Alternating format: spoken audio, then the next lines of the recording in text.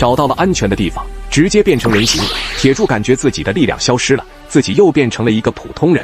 所有幸存的师生赶快向学校门口集合，我们是新北城临时营救队。惨叫声响成一片，救援队全军覆没，死掉的丧尸也已上来。白天能吸收能量，万一有谁在看着自己呢？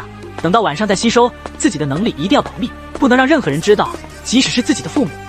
晚上吸收完成，铁柱直接去了超市。超市中丧尸的密度有点高，对于其他幸存者来说，这里简直就是禁地，躲都来不及，更别提来这里找食物了。不过这里对于铁柱来说如若无事之境。铁柱想拿到食物，就回家看一看自己的爸妈和弟弟。打开单元楼的门，差点和一只丧尸撞个满怀。这不是1楼住着的二大爷吗？铁柱迎面一斧子将二大爷丧尸脑袋劈成了2半。铁柱现在的力量速度总和已经接近4个成人之弧了。走到6楼时，看到自家的防盗门是开着的，铁柱一惊。难道自己的爸妈变成丧尸了吗？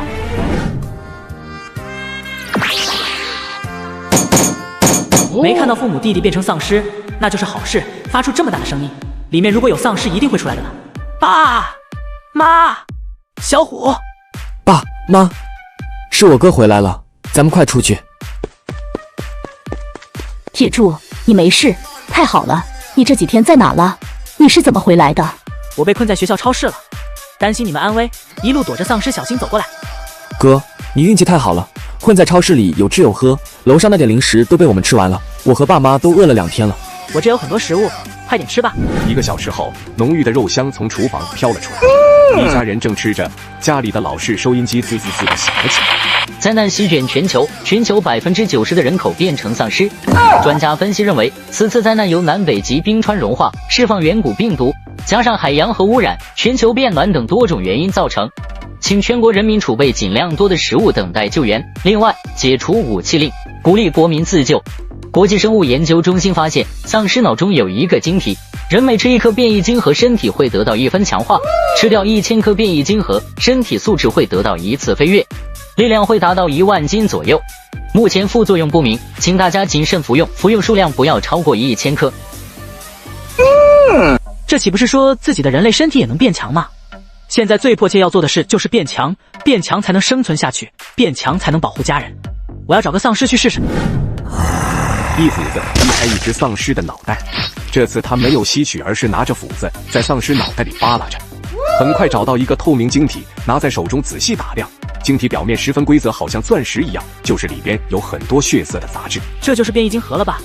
尝试着吸收，熟悉的舒爽感传来，脑中不知从哪里冒出一段记忆。变异晶核中力量的是进化元能，丧尸身体中的力量是血能。丧尸没有了变异晶核，自己仍然可以吸收丧尸的血能，只是能量少了1半。拿出变异晶核，发动自己的天赋能力吸取，但是控制着吸收血能。神奇的一幕出现了，看着没有一丝杂质的变异晶核，这下自己和家人可以放心吸收了。铁柱变成丧尸形态，轻松解决了几只丧尸，取出变异晶核，又提取了变异晶核中的血能，才回家。重要通知：国际生物研究中心发现，吃掉1000颗变异晶核，身体素质会得到1次飞跃，力量会达到1万斤左右。这种人类我们称之为1阶进化者。1阶进化者继续吃变异晶核，身体会进一步强化。食用变异晶核的个体并未出现明显副作用，鼓励有能力杀死丧尸的人吃掉变异晶核，提高生存能力。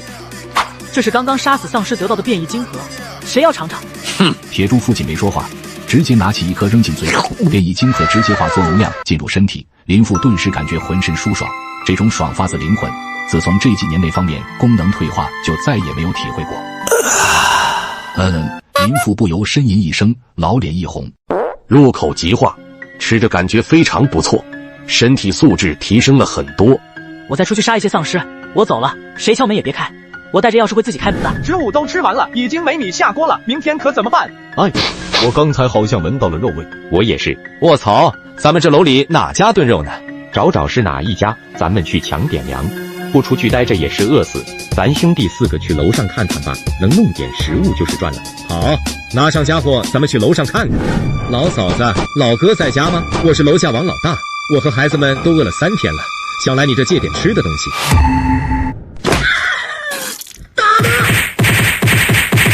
别打我儿子，别打了，我给你们食物。大哥快看，有肉有奶有压缩饼干，比咱们兄弟吃的好多了。拿上所有的物资，下次我们还来，再不开门就嘎了你们。铁柱来到了学校，要强大就必须要有武器。上次还有很多丧尸没有吸收，一晚上他累计吸收了将近1000只丧尸的能量。他那没有感觉的丧尸身体居然感觉到了剧烈的疼痛，全身的细胞似乎都在碎裂重组。大概5分钟过去，这种撕心裂肺的疼痛才慢慢消失。铁柱顿时感觉整个世界都不一样了，自己的五感变得异常敏锐。昨天救援组射击时留下的淡淡的硝烟味钻进了鼻腔，味道大幅增强，眼中的色彩也变得丰富起来。他抬头竟然看到远处教学楼上正在做运动的壁虎，侧耳竟然能听到旁边教学楼2楼洗手间中滴答滴答的流水声。自己现在是一阶丧尸了，拥有了1万斤力量。铁柱又从救援队身上搜刮了不少弹药和20几条枪，未来他打算在这建立一个幸存者营地，庇护更多的人。铁柱开着车走到一个没有丧尸的路口。小伙子，我想跟你换点食物。我看你车上有不少物资，我想用冻肉和你换。我家有冷库，里面全是冻猪肉和冻牛肉，足有几10吨，我们一家人根本吃不了。你能搬多少搬多少。行，好的，我这正好也有不少的牛奶和物资。这回我大孙子终于有牛奶喝了。老婆子，你答应用多少冻肉和人家换牛奶？这小伙子能搬多少就给他多少，那么一大冷库的冻肉放着也是放着，过2天要是断了电都得臭了不可，留着有什么用？也是，小伙子跟着我来吧，你进去搬肉，把肉搬到门口，我去取推车。铁柱没有多想，走进冷库中，正准备变成丧尸形态，突然砰的一声，冷库的门被老大爷从外面关上。坏了，被骗了，这俩老人居然想害自己。如果门被不小心关上还有情可原，被反锁就绝对是故意的。自己的丧尸形态力量超过1万斤，不怕打不破这扇金属门。可是他刚抬起手，发现自己动作僵硬迟缓。糟糕，他没想到丧尸在寒冷的状态下，力量和速度居然降低了这么多，感觉和自己的人形态差不了多少。铁柱想了想，蜷缩着躺在门口，假装被震死。这小后生还是太嫩了。这下咱孙子有吃的东西了，乖孙子，快来喝牛奶，这是你以前最爱喝的沙雕3鹿牛奶。乖孙子变成了丧尸，不喜欢喝牛奶了，他喜欢吃人，咱们得给他抓几个人来吃啊。过一会儿，冷库里那个小子动不了的时候，把他拖出来扔到屋子里给咱孙子玩。你悠着点，上次那个小女孩被你冻死了，咱孙子都不爱吃了。放心，这次不会的。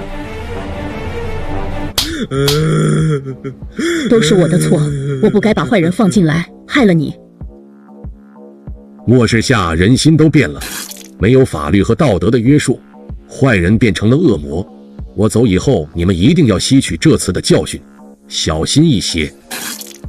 你坚持一下，等铁柱回来，他会有办法的。家人呐，你快点去冷库把人拖出来吧，他这一天了，这要是把人冻死了，咱孙子吃啥？铁柱出了冷库几秒钟的功夫，身上的寒气消散，身体力量迅速恢复。他猛地跳起，抱住干瘦老头，将他勒晕过去，又进屋找到白发，被铁柱一拳打倒。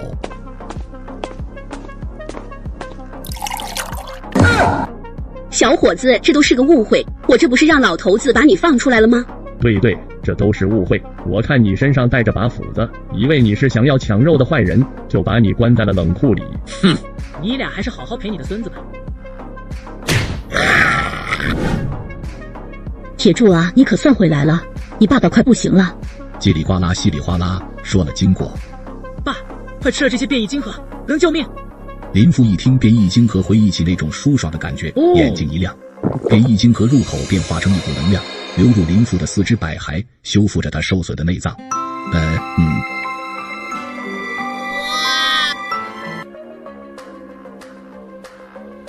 我感觉自己的伤全都好了，这变异晶核真是太神奇了，感觉自己年轻好几岁。哥，变异晶核还有吗？给我也来几颗，我这胳膊断了也难受。我去，果然是入口即化，胳膊全好了。我这晶核有很多，你们快吃。 2000 years later。哥，吃不下去了，感觉身体中能量饱和了，再吃这东西就像吃石头一样。一会儿咱俩下楼，你用枪把他们4个都嘎了，我处理声响引来的丧尸，你敢不敢？敢，我算是看透了，有些人比丧尸都该嘎。这次要是没有哥你带回来的变异结晶，咱爸就嘎了。楼上那老太太炖肉还真好吃啊，我又馋了。我看你是饥不择食，是馋那老太太身上的肉了吧？小胡，你别嘎了他们，打腿就行。哎呦，疼死我了！2位爷爷们，饶命啊！我骨头被打断了。小胡，你回家就行，剩下的我来。爸妈，你们运动完了？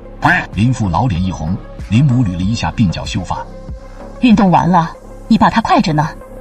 你哥呢？他在楼下，我哥说他有办法处理。很快，几团地丧尸淹没，铁柱手起斧落，涌过来的大量丧尸没有一个存活。不一会，他身边的丧尸尸体已经落成了小山，枪声吸引过来的丧尸都被他嘎了。今晚收获不错，总共获得312颗变异晶核。铁柱，那王家4兄弟呢？那整整齐齐都在这呢。哼，答得好，这种人不早点答，会害更多的人。对对对，今天这心情大起大落的，心理和身体都受不了。他爹赶紧进屋过来睡觉呀。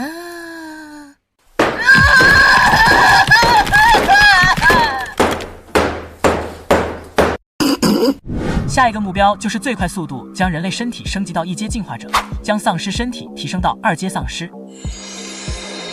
这吸收了312颗变异晶核，仍然没有达到自己的极限。看来得出去接着找变异晶核。来到丧尸最密集的地方，拿起铜锣敲了起来。各处的丧尸纷纷跑向操场中央。操场上，消防斧砸碎脑壳的咔咔声响了3个小时，直到早上4点多钟，天色放亮时才停了下来。工作完成了一半，2000颗变异晶核到手，2000只丧尸的血能吸收完毕。就在铁柱得意之时，突然感觉一阵心悸，后颈上的汗毛竖起，他猛地转头看向楼顶，那里不知何时趴着一个2米多高的庞然大物。那是泰坦丧尸，不知道不嘎同类这条丧尸界的潜规则，在这只泰坦丧尸身上是否有效？泰坦丧尸走到铁柱跟前，闭着眼睛注视着铁柱，用眼睛与铁柱进行精神交流。铁柱似乎读懂了他眼神中的含义，他在质问自己为什么嘎了这么多同类。泰坦见铁柱不回复自己，似乎更加愤怒了，他用一只手弹向铁柱，柱忙用斧子打了一下，啪！铁柱被弹飞了4、5米，砰的一声落在了地上。铁柱虽然受伤，他感觉得到这只泰坦并没有想他自己，他只是想教训自己一下而已。泰坦来到铁柱跟前，继续用目光和铁柱交流。不要再打同类了，吃掉那些血肉，生命才能让我们变得更加强大。朝铁柱勾了勾手，转身离开。这是想收自己当小弟，让自己跟着他走啊。急行2分钟后，来到了名为安全区的建筑旁。这应该就是救援队提到的安全区了。室内里面全是嘎了的人和被困的人。泰坦感受到了铁柱情绪的变化，心中有些得意，继续用眼神交流。这是我的收藏品，我吃掉了他们的身体，留下头做纪念，吃掉他们才能强大。这个畜生，再看看他要干什么。来到一处超市面前，你去吃掉它，它很美味。这不是李薇薇吗？这个泰坦丧尸竟然让自己吃人！谁料铁柱一斧子砍向了2阶泰坦丧尸的脖子。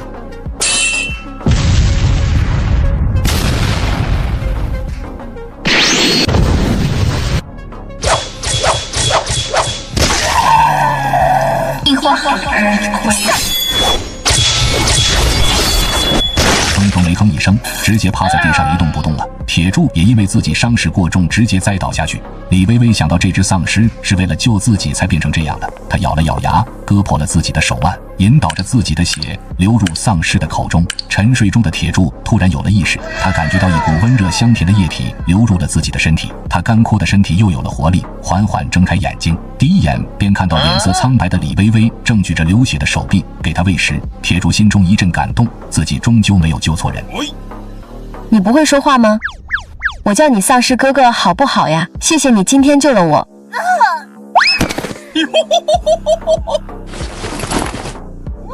居然这么大，普通丧尸的变异晶核只有米粒大小，这颗葡萄大小的还是留着给自己的人类身体服用吧。铁柱将手指刺入泰坦丧尸的身体，过电感般的感觉充斥着他的全身，除了能量之外，也在抽取泰坦身上某种天赋能力。铁柱感觉获得了可以控制骨刺生长的能力。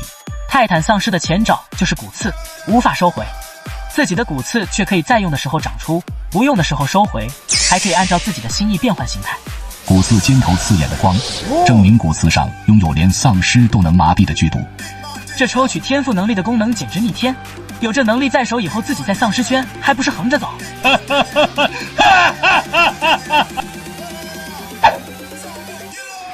铁柱抱着李薇薇回了家，一家人看到铁柱抱女人进来，都过来查看。呀，小子，这不是你们学校的学霸李薇薇吗？你怎么把人家带过来了？他的家人呢？他的家人都过世了，就在上次我提到的救援队覆灭那件事中，之后把他藏超市了，今天才就回来。铁柱，我怎么在这里？早上去看你，发现你倒在大教学楼1楼的茶水间中，就把你带了回来。紧急播报！紧急播报！魔都出现了大量高级变异丧尸，军部准备在10天后，也就是7月15日，对魔都进行核打击，请魔都及周边幸存者尽快撤离。铁柱心中有了一个猜测：黑雾来临时，所处的位置越高，吞吸的黑雾越多，变异成高阶丧尸的可能性就越大。魔都是龙国最发达的大都市之一，摩天大楼不知道有多少，变异而成的高级丧尸肯定更多更强。妈，我要出去再弄一些变异晶核。铁柱控制着手臂上的骨刺，让它长成带着倒钩的形态，刺入一只丧尸脑壳中，引出一把，直接将变异晶核带了出来，伸手接住，揣进兜子里。没想到自己设想的高效率取晶核工具这么快就有了，这回挖取变异晶核的速度翻倍了。这次总共获得4500颗变异晶核，自己只需要600多颗变异晶核就能升级到人类1阶进化者，早就攒够了，得先找个地方完成升级。吃了400颗变异晶核，有了上次丧尸形态进阶的经验，这次进阶人类形态有了准备，没有被疼痛击倒，只是平静地躺了10分钟。铁柱感觉自己各方面身体素质的提升幅度和丧尸形态进阶1阶时提升的幅度差不多。预计这种普通的变异晶核，自己要吃上10万颗才有可能进阶到2阶进化者。如果是吃1阶丧尸的，1000个就可以让自己进化。要是2阶丧尸的变异晶核，只需要10颗就能让自己进化到2阶。铁柱又拿出了泰坦进化者的2阶变异晶核扔进嘴里，变异晶核化成一股极为精纯的能量，瞬间充斥全身。吸收完2阶变异晶核，铁柱的力量增加了1000斤左右。你个死胖子，别浪费粮食了，把它给我扔出去，去死吧！你们太可恶了！我救了你们，给你们食物，收留你们，你们却这样对我。傻帽，拜拜，去死吧你！我就是成为丧尸也不会放过你们。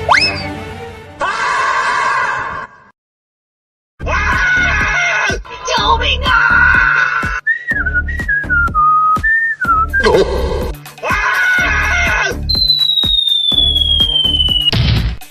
谢谢你救了我，谢谢大佬。大佬，你是进化者吗？大佬，你为什么要救我？只是想给不甘命运的灵魂一次重生的机会。大佬，我要去复仇，请您借我一把武器。哦，以你现在的体格，你能打得过他吗？你我有缘，这是100颗变异晶核，你吃吧。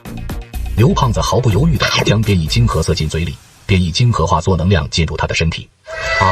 刘胖子一阵呻吟，单身多年的他从来没有感受过这种滋味，身上一阵麻痒，里里外外的伤快速好转。开门！你们的爷爷回来了。死胖子，你不是被扔下去了吗？你怎么还活着？绳子挂住了阳台，把我甩到了楼里。楼里不知为什么没有丧尸，我还找到了一大袋子食物。他有食物，快开门！我漂亮吗？你喜欢我吗？只要你不嘎我，对我做什么都可以。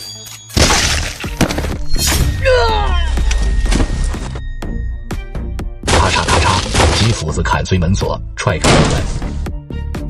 只见里面的中年人正拿着一把左轮手枪指着自己。你很不错，以前的事情就让它过去吧，那些废物死也就嘎了，以后就跟着我吧。咱们2个人需要的食物更少，生存的可能性更大，你觉得怎么样？我有要追随的人了，况且你也不配让我追随。砰！中年人果断开枪。刘胖子见中年人手指一动，他向右一闪身，甩出了手中的消防斧，消防斧扎进了中年人的胸膛。刘胖子倒在地上，正用手捂着颈部大动脉，可鲜血还是从指缝中往外喷。大哥，下辈子我再跟你混。铁柱有些感动，这个胖子真是个实在人，还是要帮一帮他。他从兜子里拿出纱布，按在了刘胖子的伤口上，又掏出一把变异晶核塞进了刘胖子的嘴里。变异晶核化作一股精纯的能量，帮助刘胖子修复颈部的伤口。不一会，伤口的血就止住了。刘胖子感觉自己又一次如获新生。大哥，我刘启明这条命以后就是你的了。都什么年代了，你还给我搞这种礼节？要是有人看到，还以为你在向我求婚。你的命还是你的，我只需要你和我一起在这末世结伴生存。我要在这新北城建立一座幸存者营地。好的，大哥，我的命都是你给的，我听你的。走，前2天发现了一个储存冻肉的冷库，那边有一个小兄弟在守着，我先送你去那里和他作伴。这是钢叉和头盔，防爆盾牌你都带上。外面是3只丧尸。好的，大哥。这死胖子力气出奇的大，今天又吃了100颗变异晶核，身体各方面技能翻了1倍，力气更夸张了。刘胖子冲过去，一脚将丧尸踹到墙上，消防斧斜着劈开丧尸脑壳。大哥，这是3个变异晶核。这变异晶核不能直接吃，这里面有丧尸的血毒，记住了以后只能吃我给你的变异晶核，由我处理后统一分配。这件事要保密。广播里好像说吃这东西有可能有后遗症，难道大哥有进化的方法？大哥就是牛逼。小狼给你带来个兄弟作伴，你再忍几天。这是新加入的伙伴，叫刘启明，你得叫他刘哥，外号叫熊哥。刘哥，我叫练习生，你叫我小狼就行。铁柱手上的骨刺刺穿一只丧尸的头颅，拔出骨刺时带出来一颗变异晶核。这招骨刺取晶核，铁柱重复了数万次，成功率已经达到了100%。接下来的几天，铁柱到处游荡，灭掉2万多只丧尸。夜晚，铁柱抬头看月亮，黑色的陨石坑让他想起了黑雾。他绝不相信黑雾的出现是因为地球冰川融化等原因导致的。黑雾能够如此均匀的同一时间席卷全球，就是一个大问题。他觉得黑雾的出现更可能是某些超越人类无数倍的强大势力在地球上搞事情。阴阳天赐予自己变身之能，也一定有所图谋。自己以后一定会找出原因。突然，原本月朗星稀的天空变得一片漆黑，黑的伸手不见五指。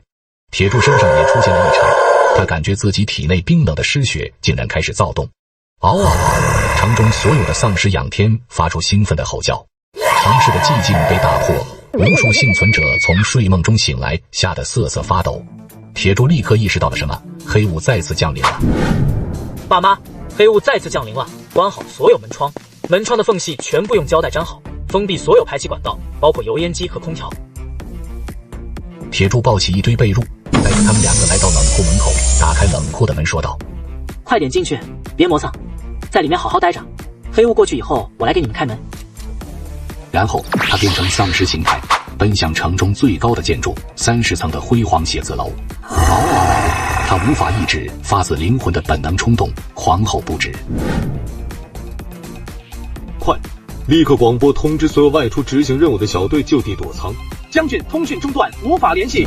他们完了，没想到黑雾居然2次降临，有多少人外出未归？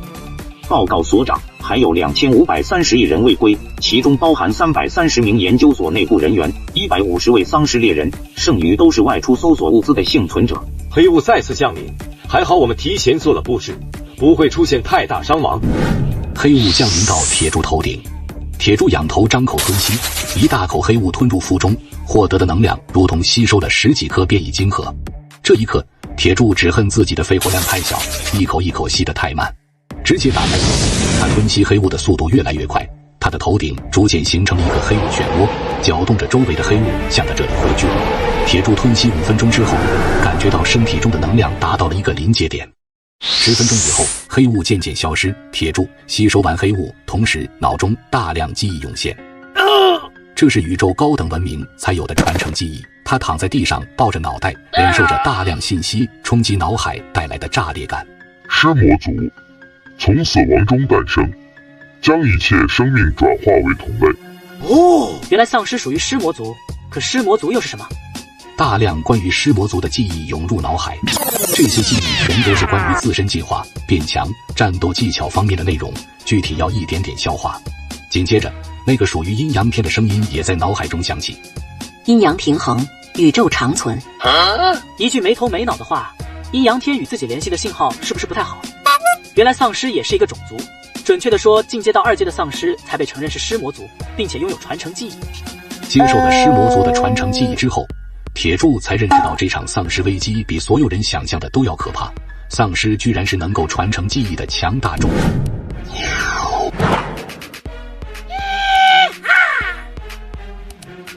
那是飞行丧尸吗？看来也是刚刚进化完成的，那就嘎了它直接抽取晶核。铁柱找准机会，直接一个长矛嘎了飞行丧尸。自己到2阶丧尸了，为什么不会飞？对了，吸收身下这只飞行丧尸，自己不就会飞了吗？铁柱将手指刺入身下飞行丧尸的身体中，一股火能量涌入身体，全身心感受着天赋能力的抽取进度。铁柱身后一股宽大的羽翼逐渐长了出来，呼的一声，他身体射入云层，云雾翻滚间，距离地面已然不远。一切都是值得的，乘风飞翔的感觉真是爽爆了，真是 YYDS。以前玩什么游戏，铁柱都喜欢弄一双翅膀，这回圆梦了，有了真正的翅膀，可以随意飞行了。看来刚才这个嘎的丧尸是她的老公啊。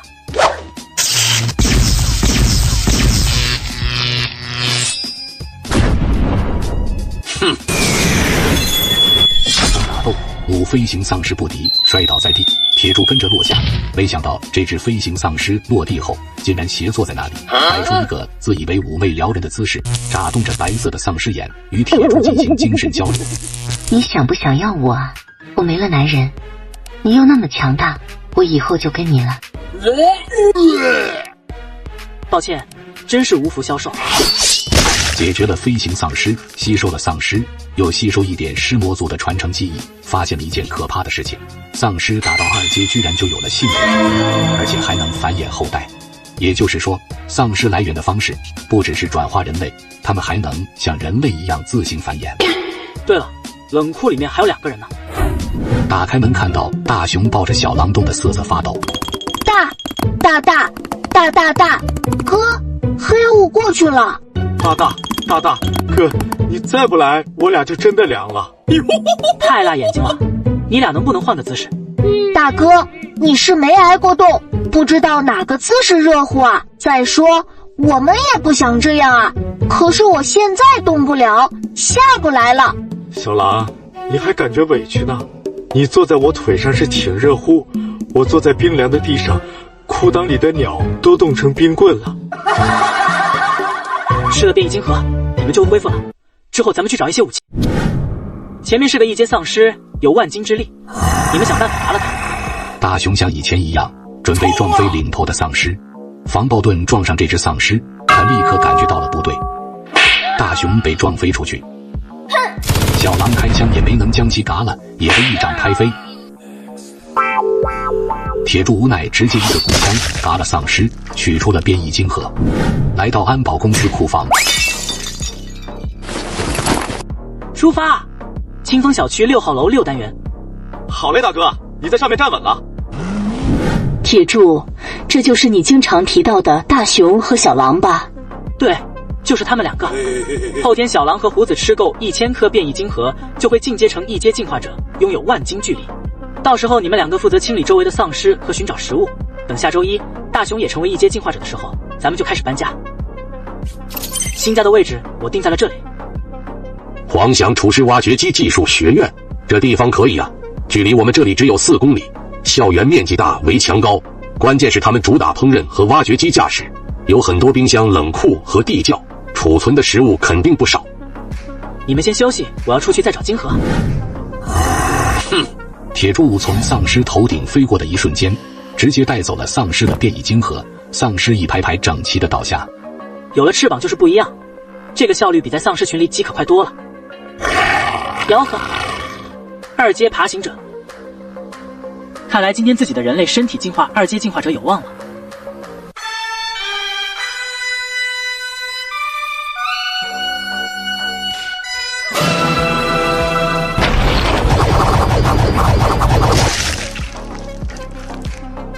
解决了爬行者，找到安全的房间，拿出金核，1颗2阶变异金核，230颗1阶变异金核，5万多个普通变异金核，吃掉所有普通变异金核，铁柱顺利突破成为2阶进化者。突破之后，铁柱想测试一下自己的力量，一拳打在了水泥柱子上，楼房突然坍塌了。看来自己的力量大概翻了5倍，从1万斤增长到了5万斤，反应能力翻倍，身体强度提升了1大截。现在的手枪子弹已经不能对自己造成伤害，突击步枪也只能擦破自己的皮。转眼2天过去，到了小虎和小狼突破成为1阶进化者的日子。昨天广播上说，人类进阶到1阶进化者有1/1000的几率觉醒异能。大哥，你觉醒异能了吗？还有这回事？觉醒的异能每天能开启1次，持续时间几十秒到几分钟不等，看个人实力。广播上说异能是多种多样的，具备异能的1阶进化者实力远超同阶。哈哈，我终于成为进化者了，我感觉我好像觉醒了异能。我也好像觉醒了异能。你们就别好像了，出去试试。小虎双拳紧握，气势不断攀升，周身似乎有无形气场在波动，头发根根立起，双眼变成蓝色，眼中有酷似蓝色火焰的光芒向两边眼角的方向燃烧。这时2只丧尸冲了过来，小虎对着2只丧尸伸出双掌，2道手棒处的光束从他的手掌射出，正中2只丧尸的胸口，2只丧尸被轰得渣都不剩。胡子哥的异能好像是收音机中提到的元能冲击，这威力也太大了吧，赶上人形火箭筒了，我为啥没有？小狼，该你了。这小狼的异能是极速，这得有同阶10倍的速度了。他们都有异能，我为什么没有异能？大哥，停水了。水深多少了？大哥，大概2米深了。可以了，能起到护城河的效果了。咱们储存的水也就够支撑个把月的，叫兄弟们省着点用。小宝贝儿，要是没水喝了，哥哥就吸干你们的血。老二，拉10头牲口出来，把他们绑在外围的木桩上，明个一早用他们吸引丧尸。兄弟们，明天加把劲，明天就是你们2哥成为进化者的日子了。兄弟们加油干，咱们赶上好时候了，这是咱们的时代。兄弟们，去抓诱饵。别抓我，我是明星，你们对我做什么都行。别抓我，我年轻力壮，我可以干活，我能挖好沟。我在瑞士银行有1吨黄金，我在国内也有几个亿的存款，你们放了我都给你们。嘿，你那些钱是能吃还是能喝啊？都抵不上一个馒头，把他拉出去喂丧尸。等等，我是新北城首富，在新北城附近有一座煤矿，曾无意中挖通了新北城附近一座地下武器库，就在附近一个防空洞中。放了我就告诉你们武器库的位置。等一下，我好像也有异能。大熊酝酿了一会，身上无形气场升腾，脚下的尘土被吹到一旁，形成了一个圆环，头发立起，眼中红色火焰向2旁眼角燃烧。这特喵的不是超级赛亚人吗？大熊进入异能状态之后，皮肤颜色变成了有着金属光泽的颜色。他向前跑去，用肩膀撞在了一堵砖墙上，轰隆一声，砖墙被撞出一个大洞，大熊直接冲了过去。大熊的异能是铜皮铁甲，普通和1阶丧尸伤不了他分毫。今天大熊突破，咱们新加入的毒蛇也快突破了，咱们的幸存者营地也该建立了。大家一起想个名字吧。只因太美营，华强奶瓜营，豺狼虎豹营。我有了，就叫神风营吧。这个好，那就叫神风营。名字有了，咱们再定几条规矩。第1条，营地人员收获的变异金核必须先交给我，然后由我统一分配，我不再石油微微负责分配。原因大家都知道，未经进化的变异金核吸收多了会影响进阶。第2条，幸存者营地不是收容所，不养闲人，除非有人供养。上交物资或者劳动都能兑换积分，可以用积分兑换生活物资。第3条，营地实行等级制度。第4条，营地适用龙国基本法，不得恃强凌弱。今天任务相对简单，就是封住小区的2个大门，清理小区10栋楼内的所有丧尸，收集小区内1家超市的所有物资。各位小队出发吧。铁柱看护李薇薇突破成为进化者，而李薇薇也有异能是恐慌。小圆圆则是觉醒了千米感知技能，可以不打扰对方问出对方的秘密和所思所想，简直就是神技。3天后，营地扩充已经有了30人，毒蛇也突破了，而他觉醒的异能则是控水。现在铁柱终于清闲下来了，再也不用当保姆，每天出去为全家人找食物了。中国强核军部8月3日对魔都进行核打击，99%的丧尸在核打击中被消灭。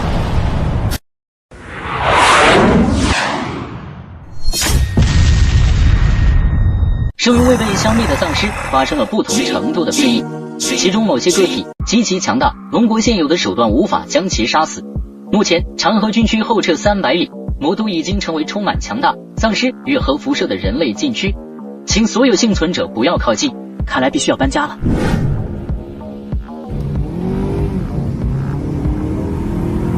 站住！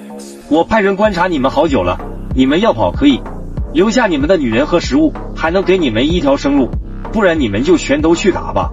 兄弟们，给我嘎了他们！好看的女人和食物全部留下，男人和孩子全部处理。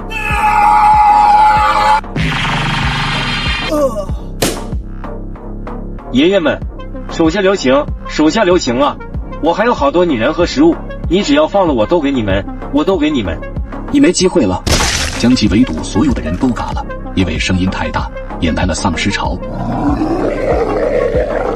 几秒过后，尸潮与车队的防御圈碰撞，广场上密密麻麻的丧尸，目测足有4、5千只。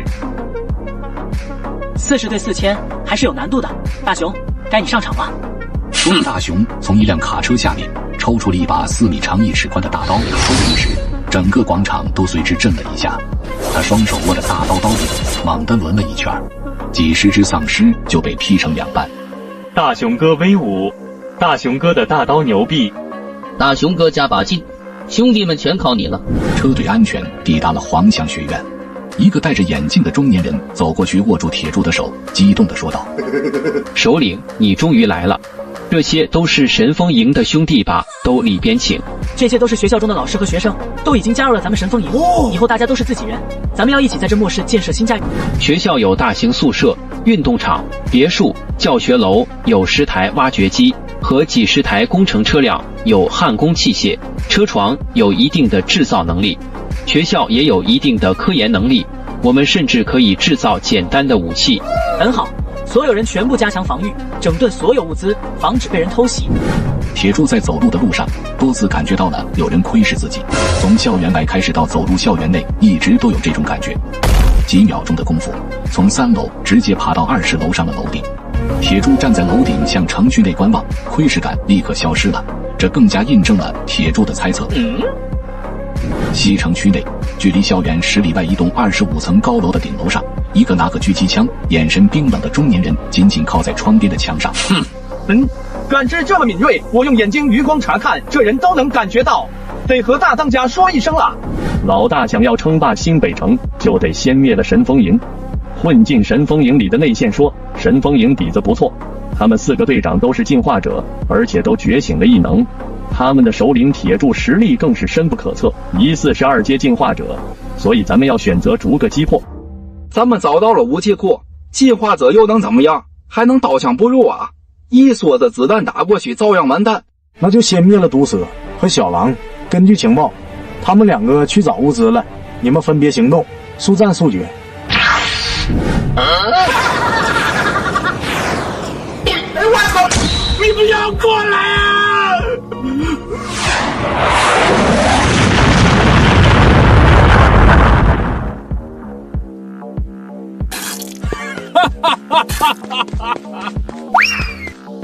大哥，我带来的人都没了，车也被炸毁了，有10多个人拦路伏击我们，他们的装备非常好。没事，谁也没料到车队会被偷袭。刚刚我过来的时候碰到了2个敌人，已经知道了他们的来历，我把其他人已经全部解决了，物资和武器我也派人拉回来了。二首领看着自己的车被铁柱后来支援的人开走，脸色阴沉的快要滴出水来。他妈的，嘎了12个人，武器装备都被捡走了，车也被开走了，只嘎了他们10个人，算起来这一波还是咱们亏了。另一边的毒蛇也被偷袭，只是他侥幸逃脱。哎，不对啊，这应该是水往低处流啊，这怎么还上来了？救命啊！救！这他妈不科学，一定是异能者！大家好好观察一下四周，找到那个异能者，把他干掉，我们才能得救。今天就用你们试试我这极限到底在哪里！你们嘎了我们那么多兄弟，今天你们一个也别跑！水流，大水壁。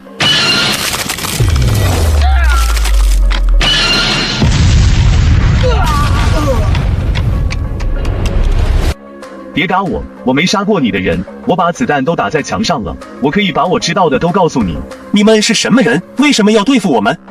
我们是囚徒营的，营地总共有125人，我们首领要称霸新北城。你们神风营发展的太好了，拦了我们的路，所以要消灭你们。二首领带着10几个人去袭击你们另一支外出的队伍了，首领还在你们的营地中安插了1名奸细。我操！毒死之后，飞快地赶回营地，看到小狼没事便放下心来。毒蛇和铁柱讲完所有经过，铁柱才知道营地里面居然还有他们的内应。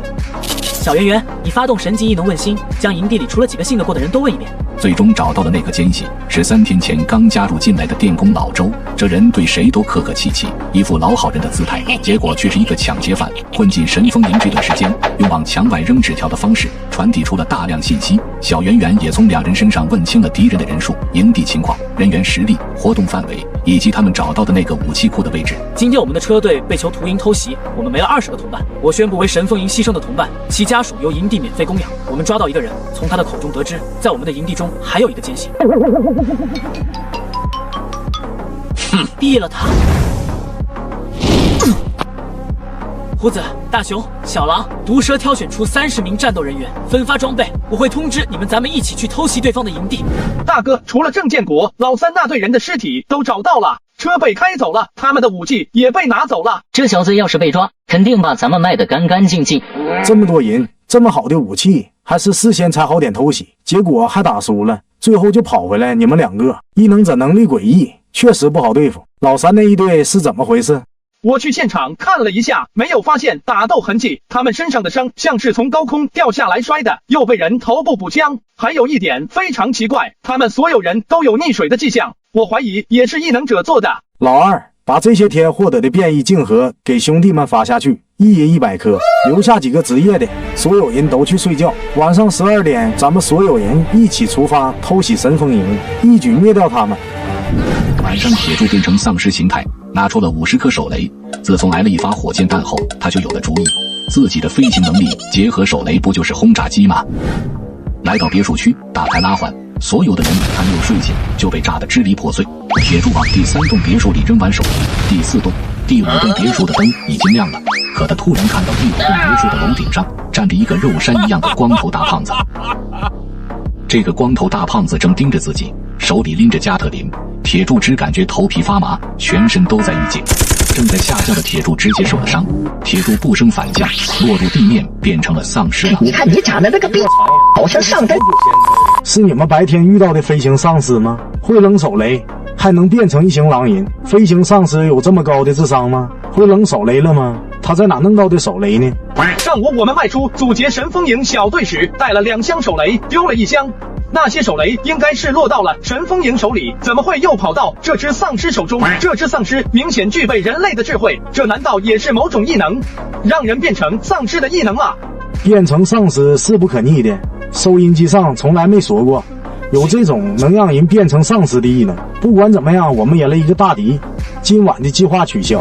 这次自己的特殊能力肯定是暴露了，敌人有点脑子就能想明白是怎么回事，必须得把这伙人嘎光，把自己能变身的消息捂住，不能给敌人喘息的时间，最好自己一个人就把事办了，否则能变身的事传到神风营这边就麻烦了，也不能为了灭口嘎了自己人啊。个人实力上，短时间内已经无法再提升了，无论是进化者等级还是尸魔等级，都只能停留在2阶。新北城这个小地方资源有限，很难诞生3阶个体，那就去武器库搞点武器，加上我有飞行能力，那不就是一个武装直升机吗？来到武器库，有火箭筒、迫击炮和6管旋转机枪，以及各式地雷手雷。军械库的规模超过了铁柱的想象，这里的各类枪械足有上万。可洞口只有那么大，自己只有2只手，一趟拿不了多少。唉，要是有个储物空间就好了。检测到宿主生物能满足阴阳天智能系统最低功率开启标准，开启后可获得10立方米存储空间。是否开启？开启。咔嚓，铁柱头脑中像是有什么东西碎裂了，之后他的脑海中多了一些信息。星宇重置启动，开始自检。人族阴阳天专属智能生命，负责帮助宿主在生活、战斗等所有领域进行辅助运算和推演，是智能手机、智能家居等所有智能产品的终极替代体。宿主生物能水平只能满足最低功率运行，加载基础知识库无法开启信息库，无法连接虚拟宇宙，只能维持最低级别的战斗辅助和生活辅助。环境检查只能检测到宿主1000米范围内的事物，发现宇宙低等文明军械库，发现低零级金属，发现宿主第2形态为魔族高等种族之尸魔族。这不可能，在宇宙人类漫长的历史中，没有人可以从尸魔族变回人族，阴阳天的不朽强者也做不到。你是怎么做到的？我被一只丧尸咬伤，晕了过去，起来时就可以在人类和丧尸之间切换了。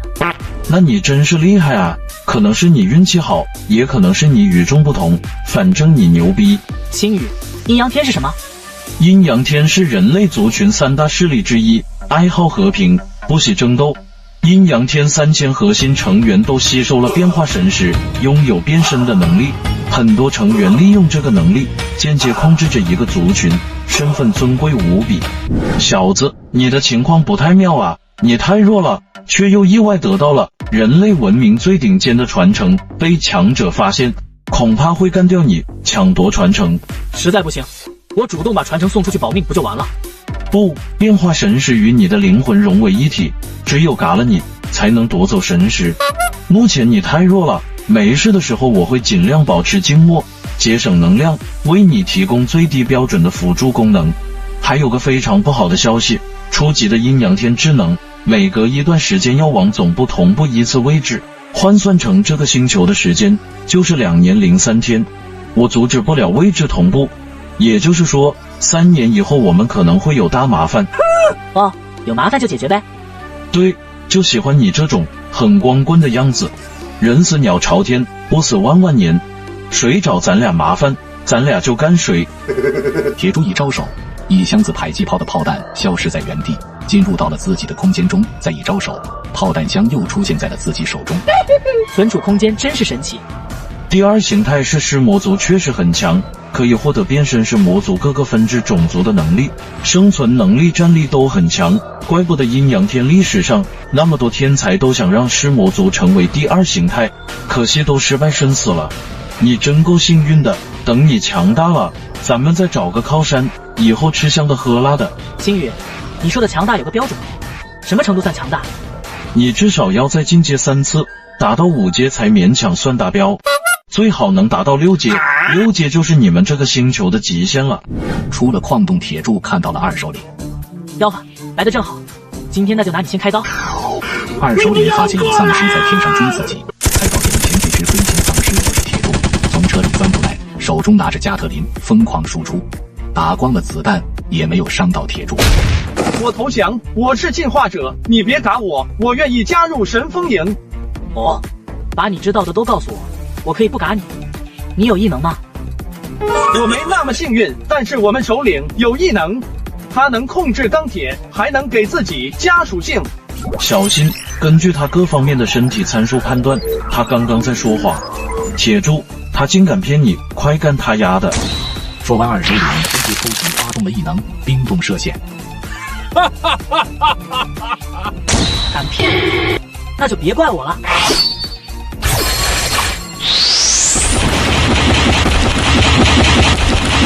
别打了，去收集他的血液和净化晶核，以后有大用。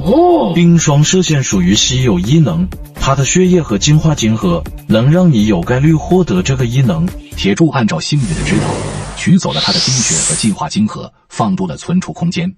接下来就是整个囚徒营了。来在囚徒营开始自己突破，有了新的元素，简直就像玩射击游戏一样，一枪一个。丧尸这么聪明吗？居然还会开枪，打得还踏马这么准，1000多米的距离，一枪一个，这还让不让人活了？先躲起来，等他离近了再打。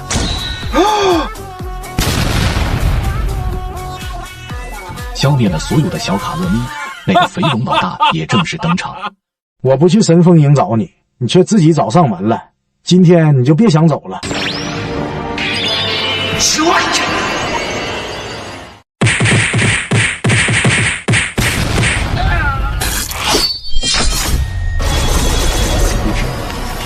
掉了肥龙的脑袋，收集血液，收集进化晶核。大哥，咱们什么时候去囚徒营把他们剩下的人处理了？不用了，囚徒营的其他人都被我干掉了。不过可以去他们营地搜一搜，应该还有不少物资。接下来的1个月，铁柱带领营地的人搬空了城外的武器库，营地实力得到飞跃式的提升。没了囚徒营，神风营扩展迅猛，规模很快超过1000人。战斗人员更是达到了800人，还解决了营地的水电和能源问题。营地还有16名老牌战士成为进化者，但是没有出现异能者。这几天都有凭空自己人互相伤害的事情发生，有一次还是小狼和李薇薇被控制了，险些出了事情。星宇，这是怎么回事？听起来像是精神力控制。人类和尸魔族都有精神力强大的个体，他们被称为精神掌控者。在人类中，这种个体更为稀少，能控制1阶进化者的，至少是2阶的精神掌控者，大概率是丧尸。精神掌控者的精神力攻击范围有多远？这跟对精神力的控制程度有关。2阶的精神掌控者精神力攻击范围大概在1公里左右。晚上你变成丧尸去引诱一下，精神掌控者一般都是处在队伍的领导地位，喜欢收小弟。又要给丧尸当小弟吗？星宇，精神掌控者真的会出来收我做小弟吗？在当前环境下，有86.57%的概率会出来。到时候你先假意顺从，然后再偷袭，大概率会成功。偷袭成功，你吸收了他的能力，你就是精神掌控者。变化神识和尸魔结合，竟然具备这样一天的吞噬能力，这么搞下去，你迟早会成为全能尸魔。铁柱直接变成普通丧尸模样，在大街上找了1个多小时。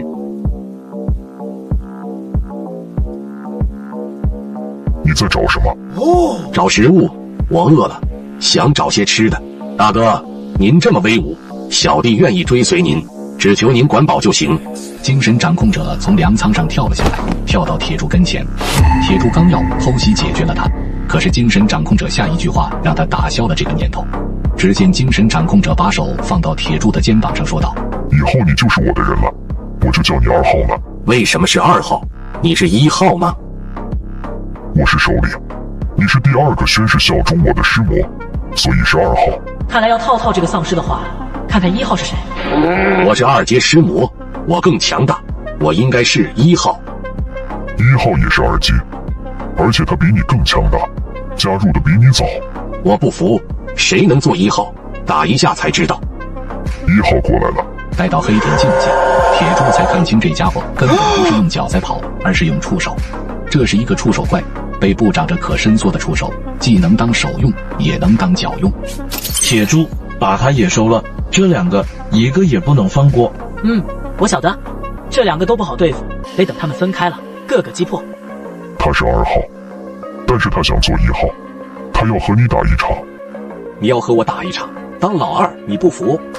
是的，谁行谁不行，打一场才知道。铁柱冲过去，一拳打向触手怪的脸颊，砰！触手怪不躲不闪，硬接了这一下。这一拳铁柱用了8分力，触手怪晃了晃头，看样子只是受了一点轻伤。弱鸡，这就是你的力量吗？太弱了。这家伙防御强过自己数倍，这是快到3阶了吧？他为什么这么强？又是如何提升的？铁柱继续攻击，结果4肢和脖子都被滑腻如同蟒蛇一样的触手缠住。就这样，还想当1号？铁柱口鼻窜血，身体一阵抽动，像沙包一样惨遭蹂躏。他时刻注视着触手怪，如果触手怪要赶下杀手，铁柱就立刻唤出骨刺和他拼命。停下吧，他也是我们的同伴。2号，你去弄个大点的容器，弄点水，把你毒牙上的尸毒弄下来一些，放进水桶中。1号，把水桶拎到这个粮仓上面，把水倒进粮仓里。只要人类吃了里边的粮食，就会变成丧尸。好了，今天就到这儿了。2号饿了就去城里找食物，只要记住别去拉着电网的人类营地就可以了。明天这个时候大家再来这里汇合。精神掌控者说完，第一个离开，跑向了新永城。触手怪则跑向了黑风山。铁柱想了想，跟着触手怪跑了过去。2号，你为什么跟着我？你不是要去找人吃的吗？触手哥，因为我敬仰你啊，感觉你比首领厉害多了。他只会发号施令，首领也很厉害，他会隔空控舞，但是不一定打得过我。是一定打不过触手哥你。刚才和触手哥过招，我完全没有还手之力。我觉得在整个星球的丧尸圈，触手哥你的战力都是排得上号的。触手怪飘飘然，任由铁柱跟着。两人相谈甚欢，很快到了黑风山。铁柱跟着触手怪进了一个矿洞。你没地方住就去那边待着。铁柱停在另一条岔道处，感觉自己十分精神，像是刚吸收过几十只丧尸。星宇，这地方好像有古怪。检测到这里有强烈的核辐射，核辐射可以加速尸魔族进化。怪不得这家伙这么强，原来坐拥风水宝地啊！铁柱靠在洞壁回忆着传承记忆中尸魔族的基础修炼功法。尸魔炼体诀可吸收身体周围的能量，强化自身。铁柱能够直接吞噬丧尸，更用不上这功法。现在有了放射性物质，他来了兴趣。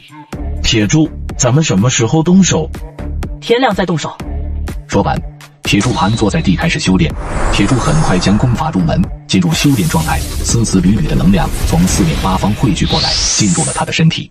这里的放射性物质浓度不知道里面要比这里高多少倍，修炼速度也会快很多倍。怪不得触手怪那么强，他可能离突破不远了。想到这，铁柱决定不等了，现在就行动。剧透来喽！偷袭结果的触手怪拿到晶核，发现这里摆放着10个印有辐射标识的金属容器，看起来像是被掩埋的废料。铁柱用手指插入废料中，核废料中的精华立刻被它吸收。吸收完成后，铁柱刚从洞里出来，却听到有人说话：“为什么一定要杀他呢？”铁柱干他太拽了。今天的精神掌控者有点不一样。星宇，你能否探测出他有没有突破到3阶？探测不出来，除非你们全力打一场。铁柱刚想说不是，身体已经不受控制地飘了起来。精神掌控者控制着铁柱的身体，让他没有任何的还手的余地。铁柱，别慌，别反抗。根据我的分析，他有95%的可能性不会嘎你。你要是现在和他翻脸，几乎没有胜算。你个傻狗！刚才你还让我干他来着。他变强了，昨天他控制小狼和微微都费劲，今天他已经可以蹂躏我了。他是不是已经到了3阶？怎么着，能干掉1号就觉得自己可以了，连我的命令也不听了？他应该还没到3阶，但是到了突破的边缘，离3阶不远了。首领，我服了，首领神威盖世，我愿誓死追随，求放过呀！哼！既然你嘎了1号，那么1号的任务就由你来完成。你去神风营，将神风营的首领打残带过来，我需要他的血肉完成突破。我就在山上等你，你要在天黑之前完成任务。卧槽，这是让我自己抓自己，这任务也太难了，保证完成任务。我召集的尸潮正在攻击神风营，你趁乱把事办了。听到这话，铁柱心头一紧，开始担心营地的安危。他点了点头，转身冲向了新北城。